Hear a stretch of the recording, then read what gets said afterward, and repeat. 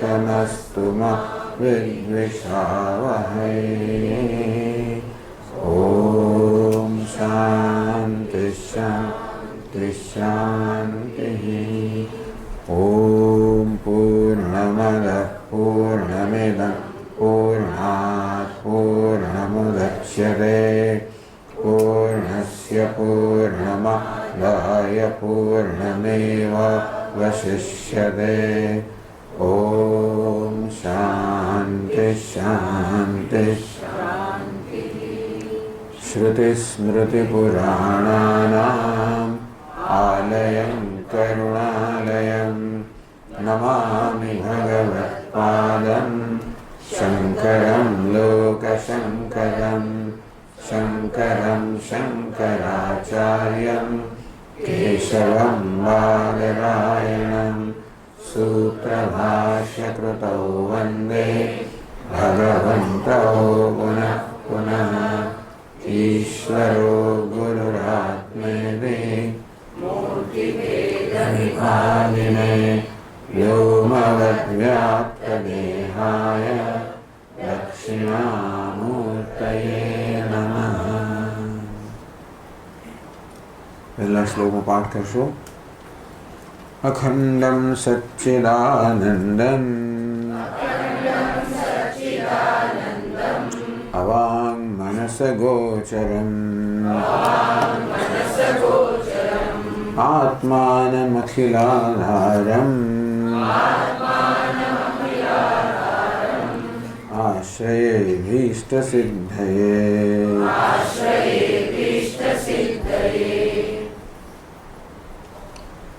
अखंडं सच्चिदानंदं अवाङ्मनसगोचरम्। આમ શાસ્ત્રમાં તત્વનું પ્રતિપાદન કરવાની બે રીત છે, એક વિધિ મુખે અને બીજું નિષેધ મુખે. વિધિ મુખે એટલે કે જે છે એ કહેવું, નિષેધ મુખે એટલે જે નથી એ રીતે કહેવું.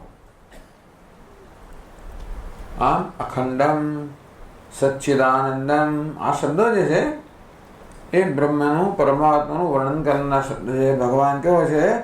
સચ્ચિદાનંદ સ્વરૂપ છે, અખંડ છે, અદ્વિતીય છે.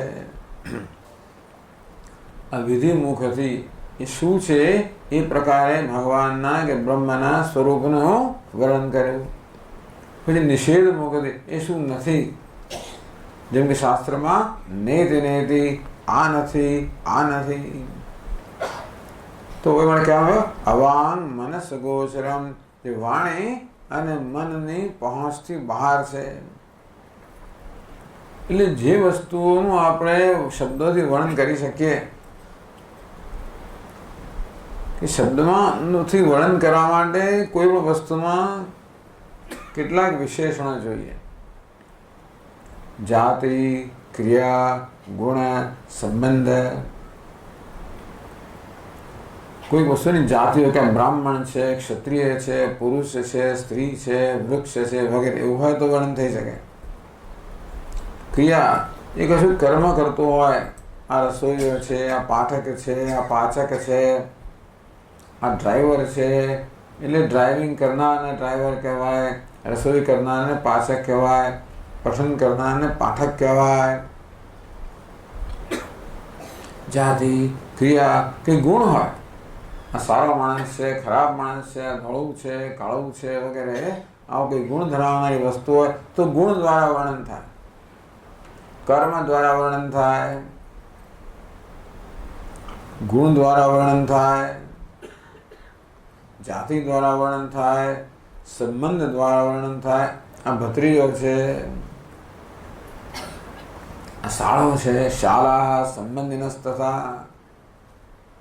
આ પ્રકારે સંબંધ દ્વારા પણ આપણે વર્ણન કરી શકીએ. કે પછી કોઈક નામ ધરાવતો હોય, સંજ્ઞા, આ દેવદત્ત છે, આ ગુરુદત્ત છે વગેરે. આવું એક અથવા વધારે પ્રકારની વિશેષતાઓ ધરાવનારી કોઈ વસ્તુ હોય કે પદાર્થ હોય તો જ શબ્દ દ્વારા વર્ણન થઈ શકે. પણ બ્રહ્મનું કોઈ તો વર્ણન કેમ ના થાય? એની જાતિ નથી, એનો જન્મ નથી. જે જન્મ્યો હોય એની જાતિ હોય. બ્રહ્મ કેવું છે? અજન્મ. જન્મ ક્યારે ના હોય કે જે હંમેશા હોય, જે નિત્ય હોય. જન્મ ના હોય એટલે નથી એવું નહીં, જન્મ જ થયો નથી, તારો જન્મે નહોતો, એનો અર્થ એ કે તું હતો નહીં, એવું નહીં. બ્રહ્મનો જન્મ નથી એટલે જન્મની કોઈ આવશ્યકતા નથી. જન્મ કોનો હોય? જે હમણાં ના હોય અને પછી અસ્તિત્વમાં આવે. આપણે કહીએ આ બાળકનો જન્મ થયો અને પહેલાં નહોતું, પણ જે હંમેશા હોય જ. ભગવાન કે ગીતામાં ન ત્વેવાહમ જાતુ નાસમ. હે અર્જુન, એવું ક્યારે ન હતું કે હું નહોતો, કે તું નહોતો, કે આ બધા ન હતા, કે નહીં હોય. આત્મા કે બ્રહ્મન નિત્ય છે, એનો જન્મ નથી, એનું કોઈ ક્રિયા નથી, કશું કરતું નથી. નિષ્કલમ નિષ્ક્રિયમ શાંતમ. કેવું છે તો કે અકર્તા છે, કોઈ પ્રકારનું કર્મ નથી, કોઈ પ્રકારનો વિકાર નથી પરમાત્મા. બસ સ્વામી આપ તો કહો છો ભગવાન જગતનું સર્જન કરે છે ને પાલન કરે છે ને લય કરે છે ને નિયંત્રણ કરે છે, એ બધું ગૌણ અર્થમાં, મુખ્ય અર્થમાં નહીં. ભગવાન કહે ગીતામાં હું તો કશું જ કરતો નથી. ઉદાસીન ઉદાસીનમ, તો ઉદાસીની જેમ નિષ્પક્ષ, કશામાં સંકળાયેલો નહીં. તો ભગવાન કશાયમાં કશું કર્યા વગર આ બધું આપણે કેવી રીતે કરો છો? તો કે અમારી સન્નિધિ માત્રથી સર્વ થાય છે. કોઈ કર્તૃત્વ ભગવાનના બ્રહ્મમાં નથી, જાતિ નથી, ક્રિયા નથી, ગુણ નથી. તમારું બ્રહ્મ નગુણ છે એવું કેમ બે ભક્ત લોકો? નગુણ એટલે ગુણ વગર ન હોય, એમાં કશો ગુણ નથી. અમારા કૃષ્ણ ભગવાન જો કેટલા બધા સુંદર ગુણોવાળા છે, ના જે ગુણથી પર છે. નિર્ગુણ એટલે જે સર્વ ગુણોની જરૂરિયાતથી રહિત છે. બધા ગુણો જેને કારણે છે, પણ જે સર્વ ગુણથી પર છે નિર્ગુણ. કોઈ સંબંધ નથી. અસંગ હોય એમ પુરુષ કશા સાથે જોડાયેલો નથી, અસંગ છે. એટલે બ્રહ્મ મારું પિતા છે, માતા છે, મારું ફલાણું, એવું કોઈ કહી ન શકાય. એનું કોઈ નામ પણ નથી, કોઈ શબ્દ નથી. આમ વાણીથી વર્ણન કરી શકાય એવી કોઈ પ્રકારની યોગ્યતા બ્રહ્મમાં છે જ નહીં. અને જેનું વર્ણન વાણીથી ન થાય એનું મનમાં ચિંતનમાં ના થઈ શકે. ખરેખર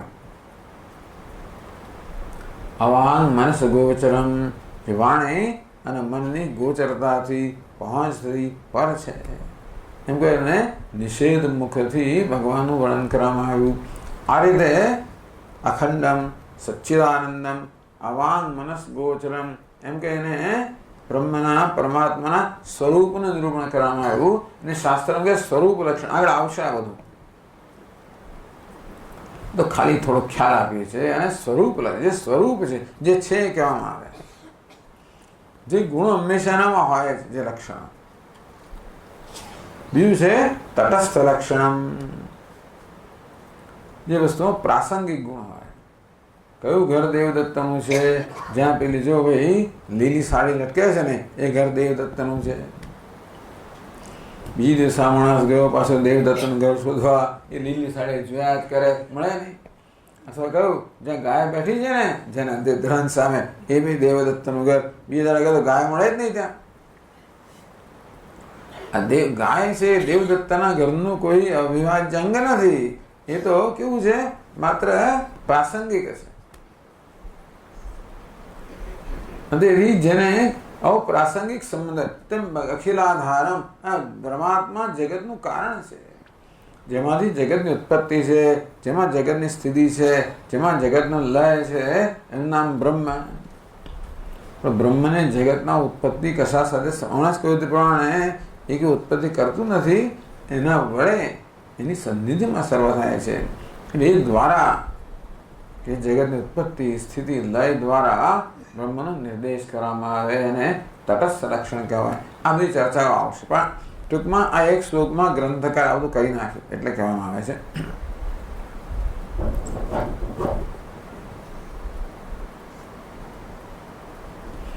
ના રીતે પહેલી પંક્તિમાં અખંડમ સચ્ચિદાનંદમ અવાંગ મનસ ગોચરમ એમ કહીને બ્રહ્મનું નિરૂપણ કરવામાં આવ્યું.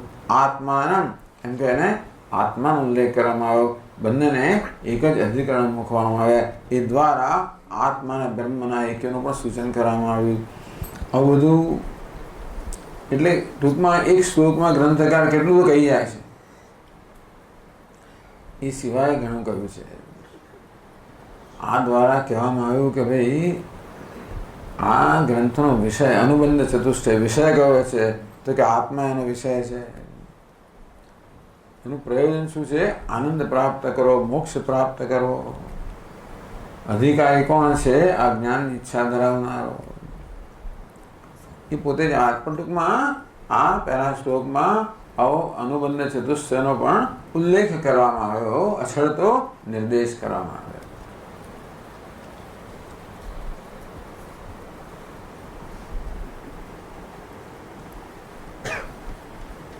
હવે આપણે આગળ વધીએ બીજા શ્લોકમાં. 113મા પાના પર બીજો શ્લોક છે.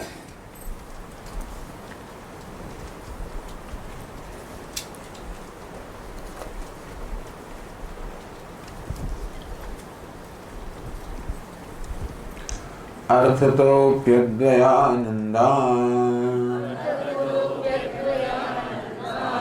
अतीतद्वैतभानतः गुरूनाराध्य वेदान्त सारं वक्ष्ये यथामते.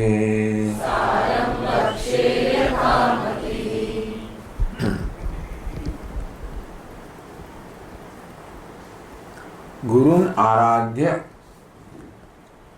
પહેલા પરમાત્મા જે છે એનો આશ્રય લીધો. હવે કે છે ગુરુની આરાધના કરીને, કારણ કે ગુરુની કૃપા પણ અત્યંત આવશ્યક છે. ઈશ્વરની કૃપા જોઈએ તો પછી એનાથી આપણે ગુરુ મળે, ગુરુની કૃપા જોઈએ. એ હોય તો શાસ્ત્રની કૃપા પ્રાપ્ત થાય, એ હોય તો આત્માની કૃપા પ્રાપ્ત થાય. આ બધી કૃપા આપણા જીવનમાં અત્યંત આવશ્યક છે. ઈશ્વર અનુકૂળ હોય, ગુરુજી અનુકૂળ હોય તો શાસ્ત્ર અનુકૂળ બને. એટલે શાસ્ત્ર પોતાના અર્થને પ્રગટ કરે અને આત્મા અનુકૂળ બને, આત્મા પોતાની જાતને પ્રગટ કરે તો કામ થઈ જાય. જેકબને એક પ્રશ્ન થયો કે ભાઈ આ કોણ આપણને જ્ઞાન થાય છે કે ભગવાન જ્ઞાન કરાવે છે? વાત સાચી છે, પરંતુ ખરેખર તો એક નમ્ર રીતે વ્યક્ત કરવાની રીતે છે કે ભગવાન કે આત્મા જ્યારે આપણને દર્શન આપે ત્યારે આપણને જ્ઞાન થાય. ભગવદ્ ગીતામાં ભગવાન કહે છે, દદામિ બુદ્ધિ યોગમ તમ યેન મામ ઉપયાન્તિ તે. હું એમને એ બુદ્ધિ યોગ પ્રદાન કરું છું, જ્ઞાન પ્રદાન કરું છું. હું જેમના આત્મરૂપ રહેલો છું, એમના હૃદયમાં જ્ઞાન અંધકાર દૂર કરીને હું જ્ઞાનનો દીપક પ્રગટાવું છું. કોણ? ભગવાન કે હું કરું છું. આમ એક રીત એવી છે કે ભગવાનની કૃપા હોય તો ભગવાન આપણને દર્શન આપે. આ ભક્તિ માર્ગ છે.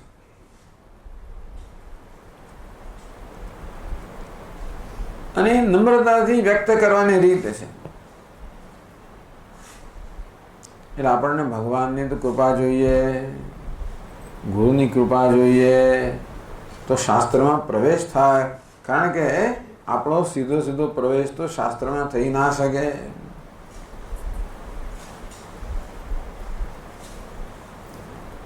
ગુરુ દ્વારા, આમ ગુરુ એક કડી છે, શાસ્ત્ર સાથે જોડનારી કડી છે. શાસ્ત્ર છે ઈશ્વર સાથે જોડનારી કડી છે અને ગુરુ છે એ શાસ્ત્ર સાથે જોડનારી કડી છે. તો શાસ્ત્રની કૃપા એટલે શું? કે શાસ્ત્રના શબ્દો છે એ પોતાના અર્થ આપણા હૃદયમાં પ્રગટ કરે.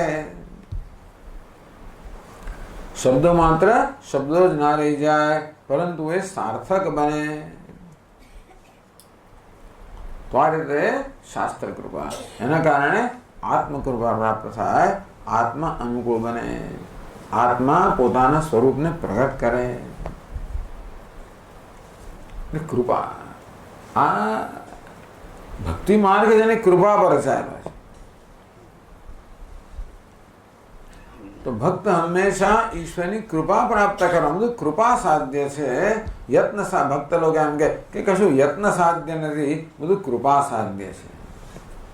યત્ન સાધ્ય એટલે આપણા પ્રયત્નથી સાધ્ય થાય, કે નહીં ભગવાનની કૃપાથી સાધ્ય થાય, સિદ્ધ થાય.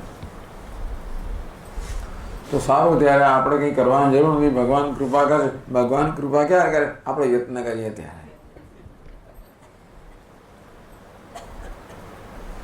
એટલે બધું જોઈએ તો ખરું જ. પ્રારબ્ધ હોય ને પુરુષાર્થ હોય તો ના જ ચાલે ને. વરસાદ તો પડે, પણ ખેતર જ ના ખેડ્યું તો વરસાદને શું કરવાનું? એકલું ખેતર ખેડવું કામ ના લાગે, વરસાદ જોઈએ. વરસાદ શું કહેવાય? પ્રારબ્ધ કહેવાય. આપણું ખેતર ખેડવું પુરુષાર્થ કહેવાય. આ બંનેનો સંયોગ જોઈએ. અગત્યનું શું? હવે એ આપણી દ્રષ્ટિ પર આધારિત છે. પેલો કે ખેતર ખેડવું અગત્યનું છે, પેલો કે નહીં વરસાદ પડવો અગત્યનો છે.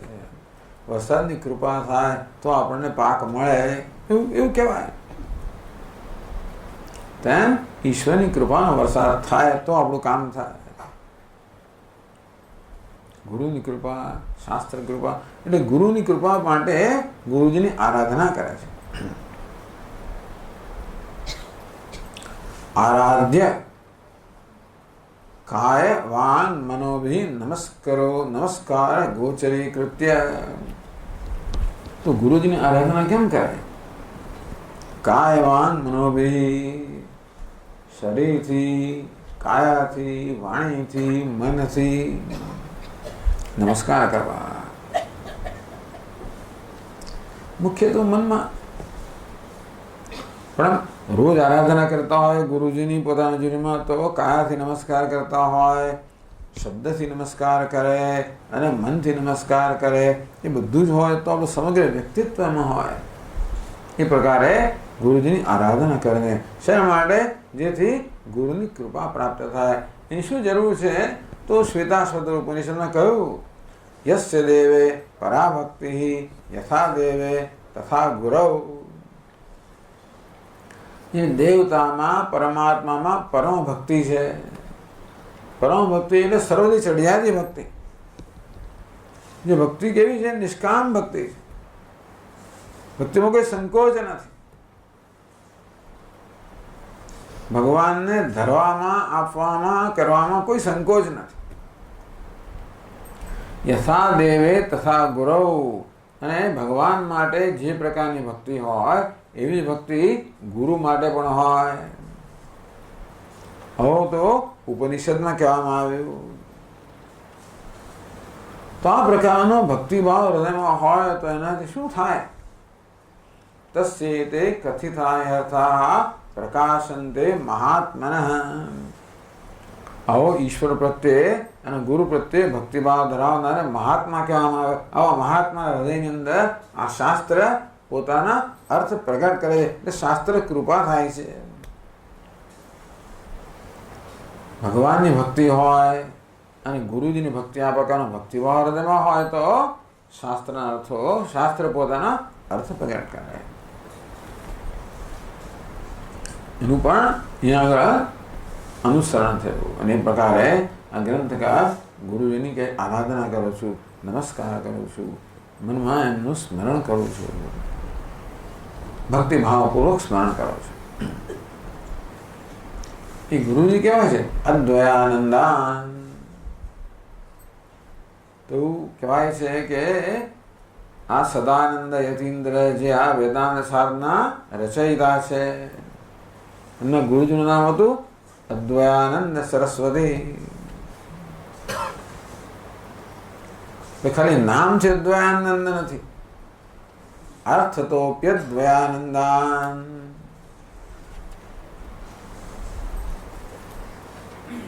અર્થતઃ શબ્દતશ્ચ એટલે અર્થ તો અપી ન કેવલમ શબ્દતઃ કિંતુ અર્થતઃ ચ.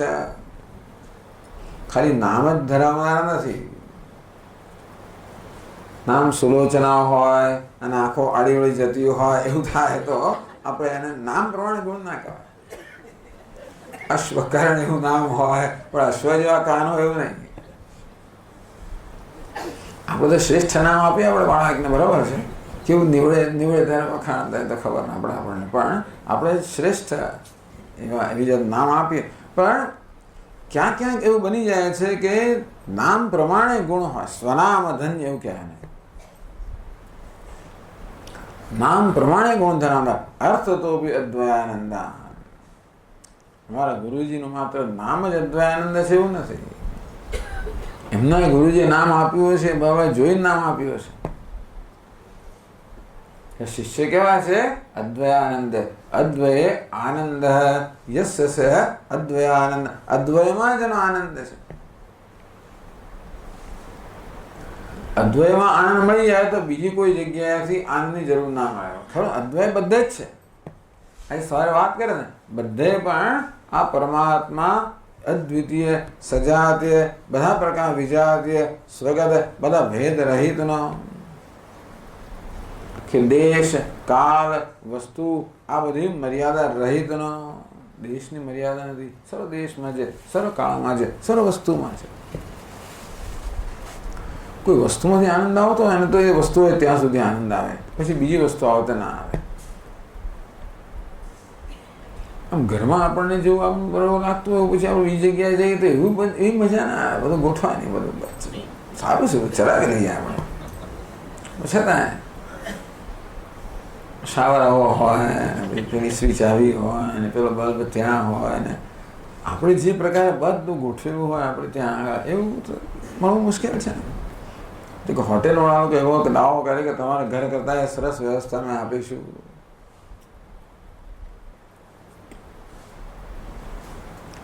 એટલે એક વસ્તુનો જે આનંદ આવતો હોય ને પછી બીજામાંથી આનંદ ના આવે આપણને. પણ બધામાં જ આનંદ ક્યારે આવે? બધાની અંદર જે સરસ સામાન્ય તત્વ છે એમાંનો આનંદ આવતો હોય. જેને માત્ર બંગડીનો આનંદ આવતો હોય એને બુટ્ટીનો આનંદ કદાચ ના આવે, પણ જેને સોનાનો આનંદ આવતો હોય એને બધા અલંકારનો આનંદ આવે ને. સમજે? નામરૂપ નહીં, નામરૂપ તો જુદા જુદા છે. જો નામ રૂપમાંથી આનંદ આવતો હોય તો એક નામ રૂપમાંથી આવે, બીજા નામ રૂપમાંથી ન પણ આવે. પણ નામરૂપ તો બધા કેવા છે? પેલા અલંકાર જેવા છે. એ બધામાં જે સોનું એટલે શું? તો કે સચ્ચિદાનંદ. એ બધામાં સુવર્ણ સમાન છે. એને અદ્વય કહ્યું. સવારે વાત કરી અદ્વિતીય, જેમાં કોઈ પ્રકારનો ભેદભાવ નથી, જે બધા ભેદનું અધિષ્ઠાન છે. અદ્વયાનંદ. એવા અદ્વયમાં જેનો આનંદ છે. આત્મા પણ અદ્વય છે, બ્રહ્મ પણ અદ્વય છે. જે છે અદ્વય જ છે ખરેખર. ભલે આપણને સપાટી પર ઘણો બધો ભેદભાવ જણાતો હોય, પરંતુ વાસ્તવમાં જે છે તો એક અદ્વિતીય તત્વ જ છે. અદ્વયાનંદાન. અદ્વયમાં, અદ્વિતીયમાં, પરમાત્મામાં જેનો આનંદ છે એમને અદ્વયાનંદ કહેવામાં આવ્યા. પછી કયું વચન છે? બહુવચન છે. અદ્વયાનંદાન એટલે પોતાના ગુરુજી માટે બહુવચનનો પ્રયોગ કરે છે. શેમાં? તો કે સન્માન દર્શાવવા માટે. બહુ બધા ગુરુઓ છે એટલા માટે નહીં, પણ પોતાના ગુરુ પ્રત્યે સન્માન દર્શાવવા માટે એમની માટે આવી રીતે બહુવચનનો પ્રયોગ કરે છે. એટલે ગુરુઓ એમને ગુરુઓને નમસ્કાર કરે, આરાધના કરે નહીં. ગુરુ તો એક જ છે, પણ આવી રીતે આવું આપણો સન્માન દર્શાવવા માટે. અદ્વયાનંદાન. આપ શા પરથી કહો છો કે અદ્વયાનંદ છે? ભાઈ ગુરુજી અદ્વયાનંદ છે એવું શા પરથી કહો છો? કે અતીત દ્વૈત ભાનત.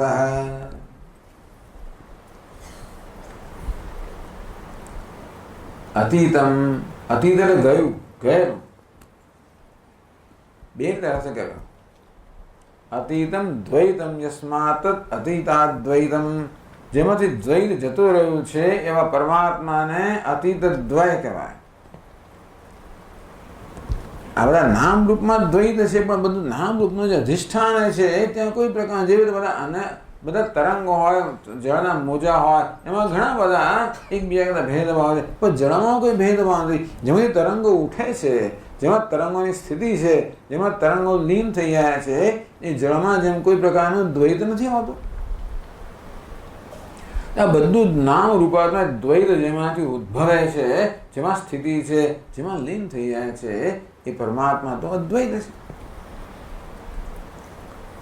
એટલે અતીત દ્વૈત કહો કે અદ્વૈત કહો, જેમાંથી સર્વદ્વૈત જતું રહ્યું છે, એનું ભાન જેને છે, એનું જ્ઞાન જેને છે, એને અતીત દ્વૈત ભાન એવું કહેવામાં આવ્યું. એટલે એને કારણે ટૂંકમાં અમારા ગુરુજી કહેવાય છે, જેમાંથી સર્વદ્વૈત એવું અદ્વિતીય તત્વ છે, અદ્વિતીય તત્વનું આત્મરૂપે જ્ઞાન ધરાવનારા છે, એટલા માટે અદ્વૈતાનંદ છે. અથવા અતીત દ્વૈત ભાનતઃ, જેમના ભાનમાંથી, જેમના જ્ઞાનમાંથી બધા પ્રકારનું દ્વૈત જતું રહ્યું છે. અર્થ એક જ થાય આમ તો, જેમને અદ્વિતીય તત્વનું જ્ઞાન છે, અથવા જેમના જ્ઞાનમાં કોઈ પ્રકારનો ભેદભાવ રહ્યો નથી. સર્વભૂતેષુ એકમ ભાવમ અવ્યયમ ઈક્ષતે. ગીતાને જેટલી જેટલી આપણે વધારે વાર વાંચીએ એમાં પછી આપણને બધા રત્નો પ્રાપ્ત થાય. ગીતા કેવી છે? રત્નાકર છે. સમુદ્રમાં અનેક બધા રત્નો હોય તેમ બધા શાસ્ત્રો પણ આપણા માટે સહેલું કયું છે? ગીતા, ભગવદ્ ગીતા. તો 18મા અધ્યાયમાં ભગવાન કહે સર્વભૂતેષુ એકમ ભાવમ અવ્યયમ ઈક્ષતે. બધા જ ભૂતોમાં, બધા જ પ્રાણીઓમાં, બધા જ પદાર્થોમાં જે એક ભાવ જુએ છે, એક જ તત્વના દર્શન કરે છે. ભલે દ્રષ્ટિમાં આંખો ભલે અનેકતાના દર્શન કરતી હોય, પણ બુદ્ધિમાં કયા દર્શન છે? એકતાના દર્શન છે. એવું તો હોય સ્વામી, તો હા, આંખો એક વસ્તુ જોઈએ અને બુદ્ધિ બીજી વસ્તુ જોઈએ, એવું બને?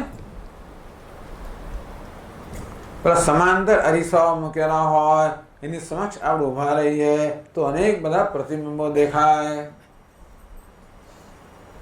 તો ઘણીવાર આમ અરીસા પાછળ ત્રણ પાંખિયાવાળા અરીસો હોય તો આપણે 3 સ્વામી દેખાય અંદર.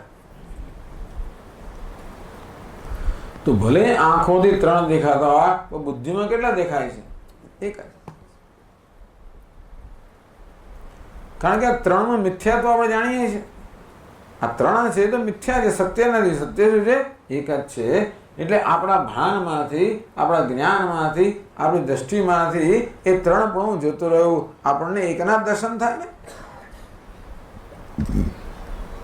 તેવી રીતે આંખો વડે ભલે અનેક નામરૂપના દર્શન થતા હોય, પણ તેની બુદ્ધિમાં એ સર્વ નામરૂપમાં એ સમાન તત્વ રહેલું છે. સર્વ સત્તા પ્રદાન કરનાર, સ્ફૂર્તિ પ્રદાન કરનાર, અસ્થિ ભાતિ પ્રિય, એનું દર્શન આત્મરૂપે જેને થતા હોય. અતીત દ્વૈત ભાનતઃ, કારણ કે એમને અદ્વિતીય તત્વનું જ્ઞાન છે, એટલા માટે એ અદ્વિતીયતામાંથી, અદ્વયમાંથી આનંદ પ્રાપ્ત કરનારા છે. માટે એમનું નામ અદ્વૈતાનંદ છે. નામ પ્રમાણે ગુણ ધરાવનાર. અર્થતોપી અદ્વૈતાનંદા અતીત દ્વૈત ભાનતઃ ગુરુન આરાધ્ય. હવે અમારા ગુરુજીની આરાધના કરીને, એમને નમસ્કાર કરીને, સર્વ રીતે એમને સર્વ રીતે એટલે કે સ્મરણ, કીર્તન, શ્રવણ બધી રીતે આરાધના કરીને વેદાંત સારમ વક્ષ્યે. હવે પોતે પ્રતિજ્ઞા કરે છે કે આ ગ્રંથમાં તમે શું કરવાના છો? અગત્યની વસ્તુ એ છે કે આપણે કોઈ પણ ગ્રંથોનો અભ્યાસ કરીએ પહેલા એનો વિષય શું તે જાણવું છે ને, કે આમાં પછી આપણે આગળ વધુ કહીને નક્કી કરીએ ને. ભલે ગમે તેટલો વિદ્વત્તાપૂર્ણ ગ્રંથ હોય ને ગમે તેટલો મહાન હોય, પણ આપણને શું એમાં? આપણને એની અંદર કંઈક બધા મેડિકલના મોટા હમણાં પેલી છોકરી આવેલી આપણા શ્રેયા, આટલા મોટા શું બધા 1200 પાના, આટલા પાના, 1800 પાના, કેવા મોટા ગ્રંથો. હું લે ભાઈ, મેં સહી કરી આપી અંદર, બસ. એથી વધારે મારો કોઈ એની સાથે સંબંધ નથી. એના આશીર્વાદ આપે કે તું બરોબર આમાં અવગાહન કરજે. આપણને શું રસ હોય? આપણે કશોય સમય શેમાં ગાળીએ જેમાંથી આપણને કશોક લાભ થતો હોય તો, અથવા આપણે રસ પડતો હોય, આપણી બુદ્ધિને આનંદ આવતો હોય કે ભાઈ આપણે એમાં આપણા જીવનમાં એમાં કંઈ ઉન્નતિ થતી હોય, જીવનમાં કંઈ પ્રાપ્ત કરવાનું હોય, તો ખરેખર તો એવી જ વસ્તુનો અભ્યાસ કરવો જોઈએ જેથી જીવનમાં કંઈ ઉન્નતિ થાય, જીવનમાં કંઈ પ્રાપ્ત થાય. પછી ઘણી વાર આપણે પાસ ટાઈમ તરીકે માત્ર સમયને ગાળવા માટે બીજું કંઈ તો બીજું ઘણું બધું વાંચતા હોઈએ. પણ ખરેખર તો આપણે શું ઈચ્છીએ કે જે અભ્યાસ કરવાથી, જે ચિંતન કરવા આપણું કંઈ કલ્યાણ થાય. તેવી રીતે આ ગ્રંથનો ભાઈ શું વિષય તો કે વેદાંત સાર. વેદાંત સારમ વક્ષ્યે. હું વેદાંતનો જે સાર છે કહેવાનો છું, કહી દઉં પહેલેથી. વેદાંતસ્ય સારઃ વેદાંત સારઃ. આ વેદાંતનો જે સાર છે, સવારે કહ્યું તે પ્રમાણે વેદાંત તો પેલું સમુદ્ર સમાન છે, બહુ વિશાળ. એટલે કે ટૂંકમાં એટલા બધા ગ્રંથો છે જેની આપણે કંઈ કલ્પના ના કરીએ, એવા એવા અઘરા બધા ગ્રંથો છે, જાત જાતના બધા ગ્રંથો છે. કોઈ દાડો અભિમાન ના કરો કે અમે બધું વેદાંત શીખી ગયા, કારણ કે તમને કોઈક એવો ગ્રંથ આપનાર નીકળે ને જે આપણે કંઈ આપણે પહોંચ હોય જ નહીં, મગજ જ ના ચાલે. આમ તો પ્રસ્થાન ત્રયી કહેવાય. ભગવદ્ ગીતા, અરે ઉપનિષદ, भगवद गीता ब्रह्म सूत्र ने प्रस्थान त्रय के ऐना साधु कि ये क्या प्रस्थान त्रय है, ये तो कुछ नहीं है. आपने चित्त सुखी का अध्ययन किया है, अद्वैत सिद्धि का अध्ययन किया है, खंडन खंड खाद्य अध्ययन કર્યું છે? બોલો, નામે નહીં સાંભળ્યું આપણે.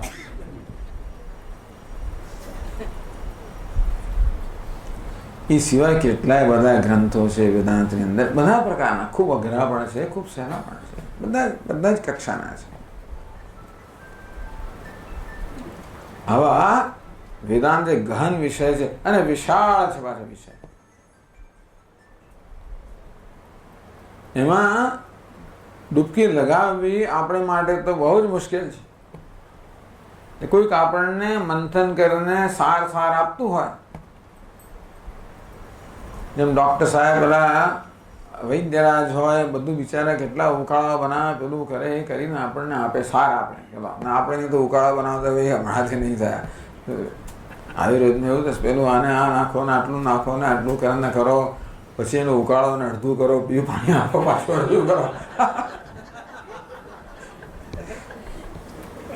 એટલે આજકાલ એ લોકો બોટલની અંદર જ આપી દે આપણને એક વાત કે સીધું જ પી જાઓ, તો કદાચ આપણે પીએ.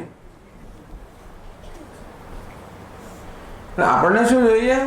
કોઈ આપણું કામ કરનારો હોય અને આપણે બહુ ઝાઝી તકલીફ ના લેવી પડતી હોય અને બધું મળી જતું હોય એવું આપણને જોઈએ, ગાઈડ જોઈએ. વેદાંત સારમ વક્ષ્યે. માટે વેદાંતનો જે સાર છે, વેદાંત કોને કહેવાય પોતે સમજાવશે આગળ. જો સાર છે હું તમને કહેવાનો છું. મથિતાર્થ નું મંથન કર્યા પછી જે અર્થ હોય, નું રહસ્ય, વેદાંત શાસ્ત્રનું જે રહસ્ય છે ને એ હું તમને સમજાવીશ, એનો મથિત થયેલો અર્થ સમજાવીશ. આમ તો પછી કહે યથામતી, મારી બુદ્ધિ પ્રમાણે. આ ગ્રંથકાર પોતે કહે છે કે મારી બુદ્ધિ પ્રમાણે. અહીં લખ્યું છે વેદયત સારમ સિદ્ધાંત રહસ્યમ યસ્મિન જ્ઞાતે પુનઃ જ્ઞાતવ્યમ ન અવશિષ્યતે. તો વેદાંતનો સાર સમજાવીશ, જે જાણ્યા પછી કશું જાણવાનું બાકી રહેતું નથી.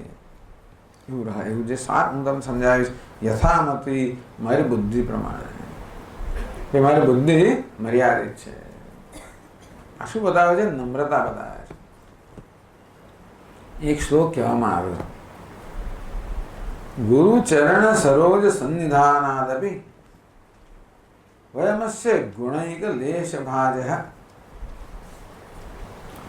ગુરુજીના ચરણ છે ને એનું અમે કેટલું બધું સેવન કર્યું. ચરણનું સેવન કરે ખાલી પગ દબાવ્યા કર્યો નહીં, ગુરુજીના ચરણમાં બેસીને અધ્યયન કરવું. આમ તો ચરણ પાસે બેસીએ આપણે તો રોજ પેલા પગ દબાવવા આવતો હોય એવું નહીં. ગુરુ ચરણ સરોજ, ગુરુજીના ચરણ કમળની સન્નિધિમાં અમે કેટલો સમય ગાળ્યો, અર્થાત ગુરુજીના ચરણે બેસીને શાસ્ત્રનું કેટલું બધું શ્રવણ કર્યું. તથાપિ વયમસ્ય ગુણૈકલેશ ભાજ, છતાં પણ ગુરુજીના જે અસંખ્ય ગુણો છે એમાંના કેટલાક શોષા થોડા અમે ગ્રહણ કરી શક્યા છીએ. દૃષ્ટાંત આવે છે, અપી મહતિ જલાનવે નિર્વગ્નાહ મીનાહ, કે માછલીઓ હોય છે ને કે મહાન સમુદ્રમાં નિમગ્ન થઈ, સમુદ્રનું સાનિધ્ય છે ને માછલીઓ, માછલી કેટલું પાણી લઈ શકે. અપી મહતિ જલાનવે નિર્વગ્નાહ સલિલમ ઉપાદતે મિતમ હિ મીનાહ ઇતિ, બિચારી માછલી યથામત પોતાની શક્તિ પ્રમાણે, યથાશક્તિ પોતાની શક્તિ પ્રમાણે જળ ગ્રહણ કરી શકે અને કેટલું ગ્રહણ કરી શકે. હું તો માછલી જેવો છું, અમારા ગુરુજી તો અગાધ સાગર સમાન છે, એમના ગુણોનો એક લેશ માત્ર હું તો ગ્રહણ કરી શકું છું. એમ કરીને શિષ્ય પોતાની નમ્રતા બતાવે છે. એતચ્ચ ગર્વ પરિહારોક્તિ વચનમ, માત્ર એટલે કોઈનામાં ગર્વ ના જન્મવો જોઈએ. વિદ્વાનો નહીં, બહુ મહત્વની વસ્તુ છે કે વિદ્વત્તાનો ગર્વ ના જન્મવો જોઈએ. વિદ્યા વિનયેન શોભતે, આ વિદ્યા તો વિનયથી શોભે. સંસ્કૃત કે વૃક્ષોમાં જયારે ફળ આવે ત્યારે વૃક્ષો લચી પડે, નીચા નમી જાય, તેવી રીતે વિદ્વાનો પણ જયારે જ્ઞાન પ્રાપ્ત કરતા એમને નમ્રતા આવે. આમ પોતાની નમ્રતાનું પ્રદર્શન કરે છે. ગર્વ પરિહારોક્તિ વચનમ, આ ગર્વનો પરિહાર, ગર્વ દૂર કરવા માટેનું આ વચન છે. ન પુનઃ વાદ વિભય નિમિત્તમ, એને ડરથી નથી કહેતા કે હું તો મારી બુદ્ધિ પ્રમાણે કહું છું, કે મને કોઈ પ્રશ્ન પૂછશે આમાં તો હું શું કરીશ, એવા ભયથી નથી કહેતા. કારણ કે બધા વાદીઓ તૈયાર જ હોય, તમે કશું કહો એટલે જેવી રીતે કોઈ નેતાએ કશું કહ્યું એટલે એની ટીકા ટિપ્પણીઓ તરત જ શરૂ થઈ જાય બધી. લોકો ડરે કશું બોલતા. ઘણી વાર રાજકારી નેતાઓ બધા આમ ડરતા હોય કે પેલા લોકો શું અર્થ કરે ને શું એનું કઈ પિષ્ટ પેષણ કરશે. તો કે હું કોઈ ડરતો નથી, જેને પ્રશ્ન કરવો એ કરી શકે, જેને વાત કરવો એ કરી શકે છે, એટલા માટે નથી કહેતા. છતાં અમારી ગુરુની મહાનતા ક્યાં ને ક્યાં અમે. તમે એમ શા બધું કહો છો ભાઈ, કારણ કે એમને જે ગ્રંથની રચના કરી એ બધું વ્યવસ્થિત છે. આ વેદાંત સાર ગ્રંથ આપણે જયારે જોઈએ ત્યારે જોઈએ કે યથાશાસ્ત્રમ અર્થ સંગ્રહાદ, શાસ્ત્રમાં જે પ્રકારે કહ્યું છે એ પ્રકારના અર્થનો જ એમાં સંગ્રહ છે. એટલા માટે એવું નથી કે એમને ખબર નથી કે એમની મતિ મર્યાદિત છે માટે એવું કહે છે, એવું નહીં, પણ નમ્રતા પ્રગટ કરવાની.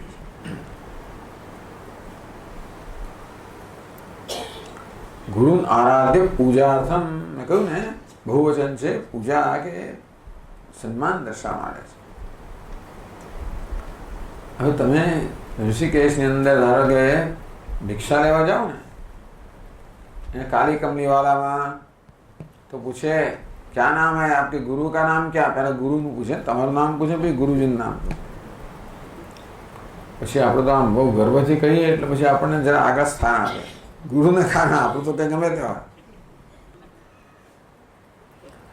એટલે અર્થ તો અદ્વયાનંદાન, પોતાના ગુરુ નામ પહેલા કહે છે અને પછી કહે છે માત્ર શબ્દ એનું માત્ર નામ જ નથી, એ પ્રકારના ગુણ ધરાવનારા છે.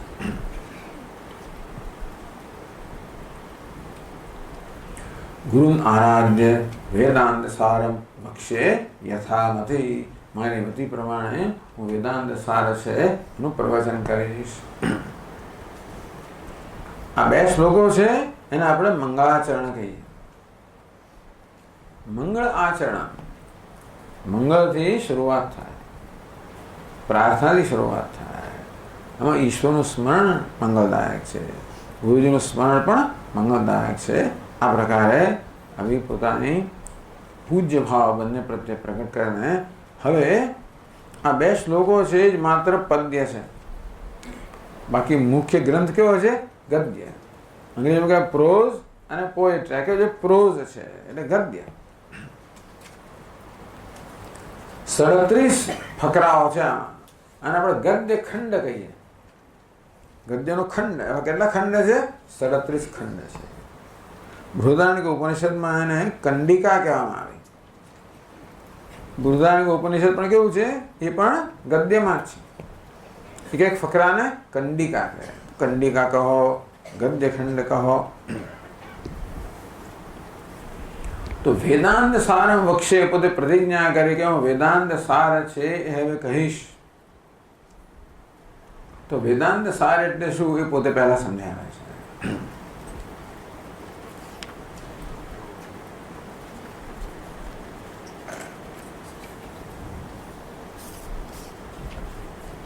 એકસો ને 16મા પાના પર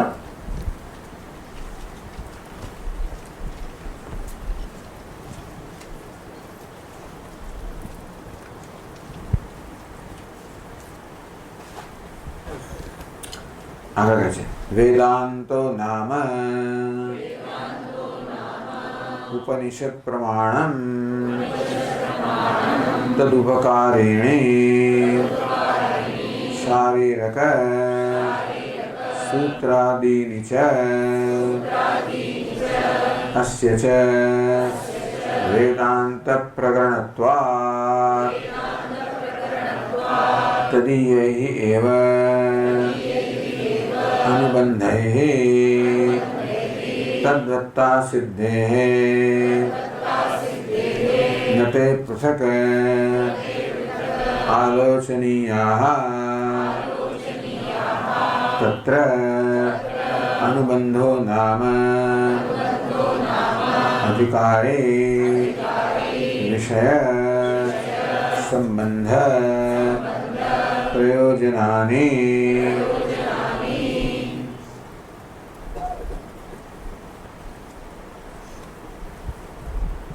वेदांत नाम उपनिषद प्रमाणम.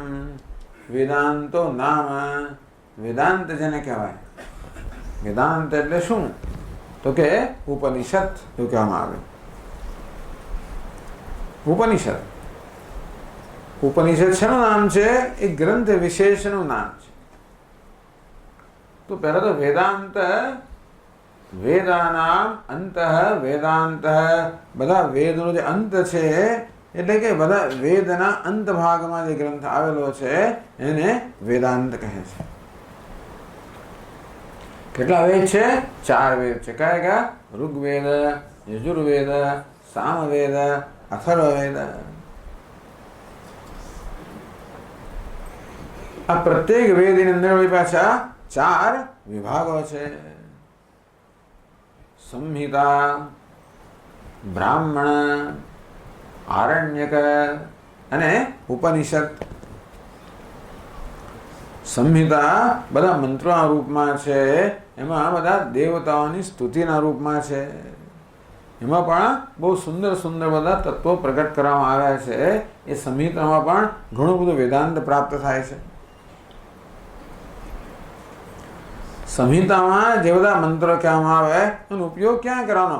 બ્રાહ્મણ એટલે બીજો વિભાગ છે જે કર્મકાંડ વિભાગ છે, જેમાં કર્મનું બધું વિસ્તારથી નિરૂપણ કરવામાં આવ્યું, ધર્મનું નિરૂપણ કરવામાં આવ્યું. વિધિ અને નિષેધ, શું કરવું જોઈએ શું ન કરવું જોઈએ એ માટેનો ત્યાં આગળ આદેશ આપવામાં આવે. આદેશાત્મક ગ્રંથ છે બ્રાહ્મણ ગ્રંથ. જેમાં કર્મકાંડ વગેરેનું વર્ણન છે, ધર્મનું વર્ણન છે, મૂલ્યોનું વર્ણન છે, કેમ જીવન જીવવું એનું ત્યાં માર્ગદર્શન છે. ટૂંકમાં આ સંહિતા અને બ્રાહ્મણનો બધા ગ્રંથોનો અભ્યાસ કરે ને એટલે આ વિદ્યાર્થી ગૃહસ્થાશ્રમમાં પ્રવેશ કરવા માટેની યોગ્યતા પ્રાપ્ત કરે કે ગૃહસ્થ બન્યા પછી કેવી રીતે વર્તવું, કેમ જીવન જીવવું, શું કરવું અને શું ના કરવું. બ્રાહ્મણ વિભાગ. પછી છે આરણ્યક વિભાગ. એમાં ઘણી બધી ઉપાસનાઓ આપવામાં આવી છે જેની વાત કરવામાં આવશે. ધ્યાન, ભગવાનનું ભિન્ન ભિન્ન પ્રકારના ધ્યાનનું વર્ણન કરવામાં આવે છે, એને ઉપાસના કહે છે. ઉપાસનાનું વર્ણન છે આરણ્યક. અને છેલ્લે છે ઉપનિષદ. એ ક્યારેક એમ કહેવામાં આવે કે ભાઈ બ્રહ્મચર્ય, બ્રહ્મચારી, ગૃહસ્થ, વાનપ્રસ્થ, સંન્યાસી, આપણી 4 અવસ્થાઓ કહેવામાં આવી. 4 આશ્રમ છે ને. પહેલો આશ્રમ છે બ્રહ્મચર્ય, બીજો આશ્રમ છે ગૃહસ્થ, ત્રીજી અવસ્થા છે વાનપ્રસ્થ, ચોથી છે સંન્યાસ. આ બ્રાહ્મણ ગ્રંથો છે ગૃહસ્થ માટે છે મુખ્યત્વે. આરણ્યક ગ્રંથો છે એ વાનપ્રસ્થ માટે, વનમાં ગયા પછી ભગવાનનું ધ્યાન વગેરે કરવું. અને છેલ્લા આવે છે ઉપનિષદ, જેને બ્રહ્મ વિદ્યા કહેવામાં આવે છે. એ છે સંન્યાસી માટે. એટલે આપણે આટલા દિવસો સંન્યાસી બની જવું જોઈએ. ભલે આપણે આશ્રમ દ્રષ્ટિએ સંન્યાસી ના હોય તો કઈ નહીં. એટલે અમારા મોટા સ્વામીએ તો જ્યારે આવો શિબિર ભરે ત્યારે બધાને એક એક કપડું આપી દે, આવું કેસરી, બધા લોકો પહેરે. એટલા દિવસ સંન્યાસ દીક્ષા આપી દીધી જાણે કે. પાછું લઈ લેતા હશે કે આપી દેતા હશે, મને ખબર નથી બરાબર, પણ લઈ જવા દેતા હશે પ્રસાદ તરીકે. પણ ક્યાંનો વાત છે આવું જોવે ને એટલે ખ્યાલ લાગે આવું તો ના થાય, આમ તો વાત ના થાય. આમ જયારે કુમારો હોય ત્યારે ચારે રખડા કરતો હોય, પણ જયારે એકવાર લગ્ન કરી દેવામાં આવે એટલે પેલો ખૂંટે બંધાઈ જાય ને. તેવી રીતે આવું વસ્ત્ર પહેરે તરત યાદ આવે કે ભાઈ આનું કેવું ગૌરવ હોવું જોઈએ, મારે કેમ વર્તન કરવું જોઈએ, કેમ ના કરવું જોઈએ. એટલે કે વેદાંતનું અધ્યયન કરવાને માનસિક રીતે આપણી એ પ્રકારની મનસ્થિતિ, એવી સ્થિતિ હોવી જોઈએ, તો ઈચ્છનીય છે. ઉપનિષદ કોણ મળે છે?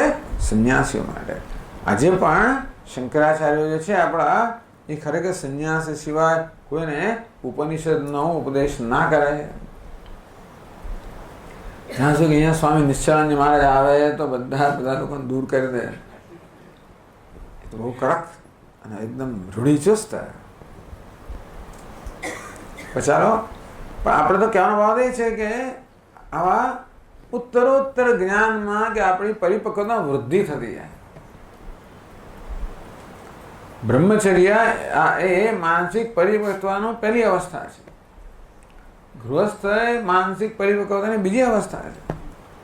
વાનપ્રસ્થ ત્રીજી અવસ્થા છે. સંન્યાસ અંતિમ અવસ્થા છે. એ પ્રકારે જ્ઞાનની પણ સંહિતા, બ્રાહ્મણ, આરણ્યક, ઉપનિષદ એ પ્રકારે એ પણ એમાં એની ઉત્તરોત્તર વૃદ્ધિ થતી જાય છે, ઉન્નતિ થતી જાય છે, કે ઉત્કૃષ્ટતા વધતી જાય છે. તો આ રીતે આ સમગ્ર વેદને આપણે 4 વિભાગમાં વિભક્ત કરીએ તો છેલ્લો વિભાગ કયો છે? ઉપનિષદ. એટલે અંતમાં આવે ને, જે વેદના અંત ભાગમાં રહેલું છે એને વેદાંત કહેવાય. આ સરળ વ્યાખ્યા છે અને આ મુખ્ય વ્યાખ્યા છે. એટલે કે વેદાંતમાં જે અંત ભાગમાં રહેલા છે ગ્રંથને કહેવાય વેદાંત નામ ઉપનિષદ. એને ઉપનિષદ કહે છે. શંકરાચાર્ય મહારાજ ઉપનિષદ શબ્દનો અર્થ સમજાવે કે ઉપનિષદ એટલે કોઈ ગ્રંથ નહીં પણ બ્રહ્મ વિદ્યાને જ ઉપનિષદ કહેવાય. આત્મજ્ઞાનનું ઉપનિષદ કહેવાય. કે બ્રહ્મ વિદ્યાનું આત્મજ્ઞાનનું નિરૂપણ છે ઉપનિષદ કહેવાય ગ્રંથમાં. ઉપનિષદ એ જ્ઞાનનું નામ છે. ઉપર એટલે કોનું જ્ઞાન? જે સમીપમાં છે, એટલે આત્મતત્વનું જ્ઞાન. ની એટલે કેવું જ્ઞાન? નિશ્ચિત જ્ઞાન. હું બ્રહ્મ છું એ પ્રકારનું નિશ્ચિત જ્ઞાન. સદ ધાતુના 3 અર્થ કરવામાં આવ્યા. ગતિ, વિશરણ, અવસાદન. અવસાદન એ શું? આ જ્ઞાન જે છે ક્યાંક લઈ જાય છે આપણને. ક્યાં લઈ જાય છે? આપણે જ્યાં જવું છે ત્યાં. આપણે બધાને ક્યાં જવું છે? આપણે ખરેખર ક્યાં જવા ઈચ્છે છે એવું આપણે જરાક વિચારીએ તો ખબર પડે કે દરેક જણને વાસ્તવમાં મુક્ત થવું છે. ખરેખર એ સવારે વાત કરે ને કે આપણને જે અધૂરપ લાગે છે એનાથી બધો શોક જન્મે છે. આંતરિક પૂર્ણતા જન્મે તો કોઈ શોકને સ્થાન ન રહે. હું બ્રહ્મ છું એ પ્રકારનું જ્ઞાન જ્યારે જન્મે, બ્રહ્મને પ્રાપ્ત કરાવે છે જ્ઞાન દ્વારા, જે પ્રાપ્ત જ છે. વિશરણ, અવસાદન. વિશરણનો અર્થ નાશ કરવો, અવસાદ બે બંનેના અર્થ બંને થાય છે.